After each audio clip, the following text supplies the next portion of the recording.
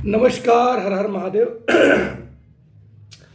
आज हम बात करेंगे राइट टू एजुकेशन के बारे में। ये वीडियो उन परिवारों को ज़्यादा मदद करेगा जिन लोगों का परिवार आर्थिक तंगी से जूझ रहा है, या नहीं भी जूझ रहा है तो वो गरीब परिवार से आ रहे हैं और उनका मुश्किल से गुजारा चल पाता हो, और बच्चों को पढ़ाने में उनको दिक्कत आती है कि एक प्राइवेट स्कूलों की भारी भरकम फीस है और आप फीस नहीं देना चाहते हैं, आप देने में समर्थ नहीं हैं, आपकी आमदनी कागज़ों में 1 लाख रुपए से कम की हो सालाना की, तो आप इस योजना का लाभ ले सकते हैं। या तो आपके पास बीपीएल कार्ड यानी बिलो पावर्टी लेवल का कार्ड, जिसको आम भाषा में हम लोग ललका कार्ड कहते हैं, अंत्योदय कार्ड भी उसका ऑफिशियल नेम है, वो कार्ड होना चाहिए। या तो आपके पास दिव्यांग सर्टिफिकेट होना चाहिए, या तो आप अनुसूचित जाति, अनुसूचित जनजाति या पिछड़े समाज से आने चाहिए, या आप ईडब्ल्यूएस के अंतर्गत आते हों, समाज के पिछड़े तबके से आते हों, अल्पसंख्यक समुदाय से आते हों, तो आप इस योजना में आवेदन कर सकते हैं अपने बच्चों की मुफ्त शिक्षा के लिए। सबसे पहले मैं ये बता देना चाहता हूँ कि आरटीई राइट टू एजुकेशन संविधान के तहत ये अपने मौलिक अधिकारों में आता है। शिक्षा हमारा मौलिक अधिकार है। उसके लिए सरकार 2009 में एक कानून लेकर आई थी, राइट टू एजुकेशन, जिसमें सभी प्राइवेट कॉलेजों में, स्कूलों में इसको इम्प्लीमेंट किया गया था कि 25% जो सीटें रहेंगी वो गरीबों के लिए आरक्षित रहेंगी, जो मैंने कैटेगरी आपको बताई। लेकिन बहुत कम ही स्कूल इसमें लिस्टेड होते हैं, क्योंकि मैंने जब देखा आवेदन करते समय काफ़ी लोगों का, तो मुझे ये चीज़ें नज़र आईं कि इसमें तो अच्छे अच्छे जो महंगे स्कूल हैं उनका नाम ही नहीं है।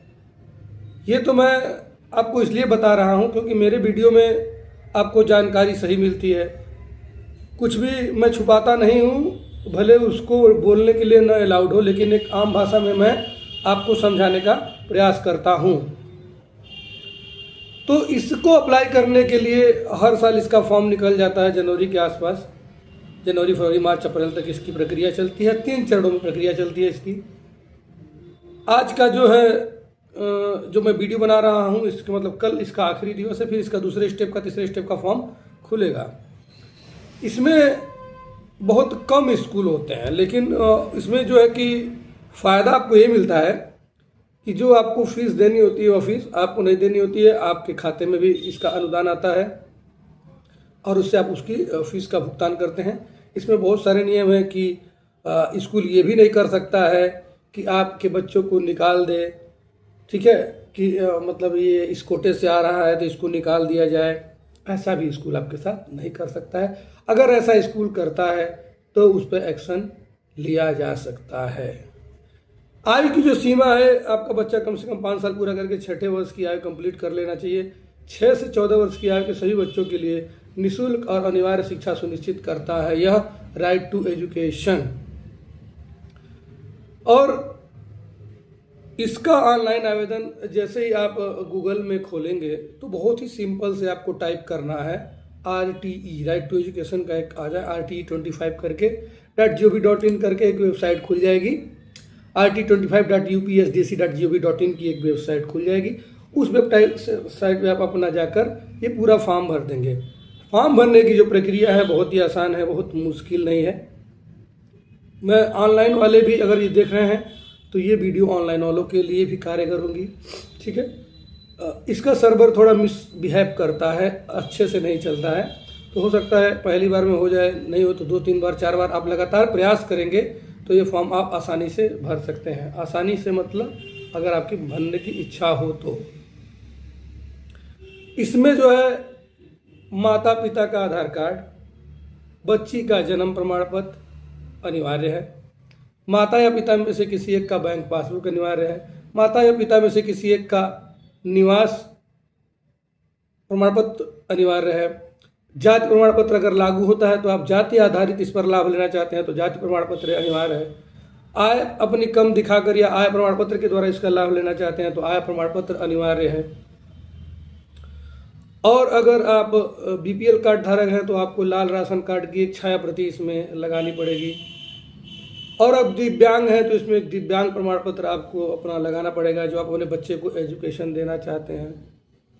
ऐसे ही बहुत सारी चीज़ें हैं, आधार कार्ड, बैंक पासबुक, दिव्यांग, निवास, जाति, आय, ये सारी चीज़ें इसमें लगती हैं, तब ये अप्लाई होता है। इसमें 3-4 ऑप्शन आते हैं, मैं आपको कुछ ऑप्शंस के बारे में बता देता हूँ।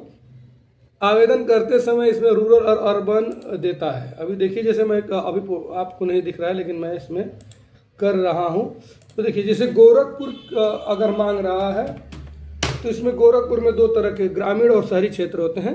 ग्रामीण क्षेत्र को रूरल कहा जाता है, शहरी क्षेत्र को अर्बन कहा जाता है।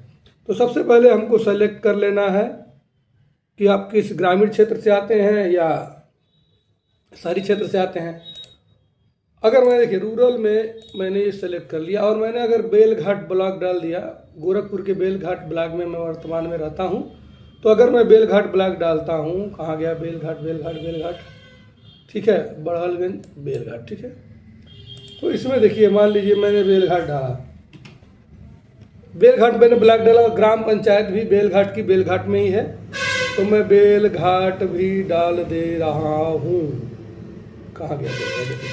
तो बेलघाट में जो मूलतः अब इसमें दिखाएगा,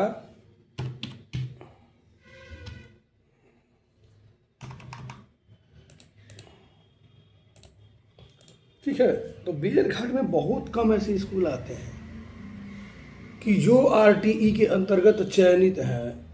बेलघाट में यूडीएस पब्लिक स्कूल है और 2-4 स्कूल हैं, और जैसे कि आरपीएस हो गया या ब्राइट वर्ल्ड हो गया। जब मैंने इसमें देखा था तो सर्च ऑप्शन पिछले साल नहीं आया था, इस साल आपको देखना पड़ेगा, या जब भी आप ऑनलाइन आवेदन करने के लिए जाएंगे तो उसमें ये ऑप्शन दिखाएगा कि कौन कौन सी स्कूल इसके लिए एलिजिबल हैं और वहाँ आप अपने बच्चे का एडमिशन करवा सकते हैं। फॉर्म बहुत सावधानी से भरिएगा। अगर फॉर्म भरते समय बच्चे की जन्मतिथि आपने गलती से गलत डाल दिया तो आपको इसका लाभ नहीं मिलेगा, या फिर अन्य मोबाइल नंबर से आपको रजिस्ट्रेशन करना पड़ेगा और इसका सुधार भी नहीं होता है। पहली रजिस्ट्रेशन करते समय इन चीज़ों का बहुत ध्यान रखिएगा, बच्चे का नाम और जन्मतिथि बिल्कुल भी गलत नहीं होना चाहिए। उसके बाद ये सारे डॉक्यूमेंट्स अपलोड होते हैं, बच्ची की फ़ोटो भी लगती है, फ़ोटो सारे अपलोड करके जब फाइनल लॉक किया जाता है उसके बाद फाइनल प्रिंट होता है। फाइनल लॉक से पहले एक ऑप्शन आता है कि आप किस कॉलेज मतलब किस स्कूल में उसका एडमिशन लेना चाहते हैं। जो स्कूल उसमें लिस्टेड होते हैं आप उन्हीं स्कूल के अंतर्गत एडमिशन ले सकते हैं। उसके बाद फाइनल सबमिट कर देंगे, उसके बाद आपको फ़ोन मैसेज के द्वारा सूचित किया जाएगा, या आप स्टेटस के द्वारा भी चेक कर सकते हैं कि आपके बच्चे का किस स्कूल में या आपने जो आवेदन किया था उसमें सिलेक्शन हो गया है कि नहीं। तो कैसी लगी आपको जानकारी राइट टू एजुकेशन के बारे में? आप इस योजना से अपने बच्चे की को अच्छी शिक्षा निःशुल्क दे सकते हैं। भारत सरकार का बहुत ही प्यारा और बहुत ही अच्छा इनिशिएटिव है, 2009 में लॉन्च किया गया था और इसमें बहुत सारे सुधारों के साथ अमेंडमेंट भी किया गया था कि 2021 में कि अगर ऐसा कुछ होता है कि जो है कि स्कूल मना कर देता है एडमिशन देने लेने से, तो उसमें भी कार्रवाई 101% होगी। तो ज़्यादा से ज़्यादा संख्या में ज़्यादा से ज़्यादा लोग इसका फॉर्म भरें। आपका आय प्रमाण पत्र अगर 60,000 के 1 लाख के नीचे है तब भी आप इस योजना का मतलब लाभ ले सकते हैं। वो डिपेंड करता है उनके पास शॉर्ट लिस्टिंग में, लेकिन इस फॉर्म को आप भर सकते हैं। आप ये पहले मत मान लीजिए कि आपके बच्चे को इसका लाभ नहीं मिलेगा, आपको इसका लाभ नहीं मिलेगा। आप फॉर्म डालिए, तीनों स्टेजेस में डालिए, और क्या पता आपका नंबर आ जाए, आपका सिलेक्शन हो जाए बच्चे का और आप एक भारी भरकम फीस देने से बच जाएं। हर हर महादेव। जानकारी कैसी लगी? देखिए, वीडियो में बहुत ज़्यादा एडिटिंग का काम नहीं जानता हूँ और मेरे पास समय भी नहीं होता। मैं वीडियो इसलिए बनाता हूँ कि कोई ग्राहक अगर जानकारी लेना चाहता है तो मेरे वीडियो के माध्यम से वो जानकारी ले सकता है। ऐसा नहीं है कि मैं एडिटिंग, मुझे व्यूज़ बहुत ज़्यादा नहीं चाहिए। हाँ, लेकिन जो लोग मुझसे जुड़े हैं, जो मेरे द्वारा जानना चाहते हैं कि पांडे जी बताएं, पंकज पांडे जी बताएं कि किस तरह से इस योजना का लाभ लिया जा सकता है, मैं उनके लिए ये वीडियो बनाता हूँ। क्योंकि मैं इतना बोल नहीं पाऊँगा, जैसा कि आप लोग जानते हैं मेरी किडनी ट्रांसप्लांटेड है, तो बहुत ज़्यादा मेहनत करना भी नहीं हुआ है, तो इसीलिए मैं बनाता हूँ आपके लिए। अगर जानकारी अच्छी लगी तो लोगों तक आप शेयर कर सकते हैं, वीडियो को लाइक कर सकते हैं, और जो लोग ज़रूरतमंद हैं उनको भेज भी सकते हैं। नमस्कार, हर हर महादेव।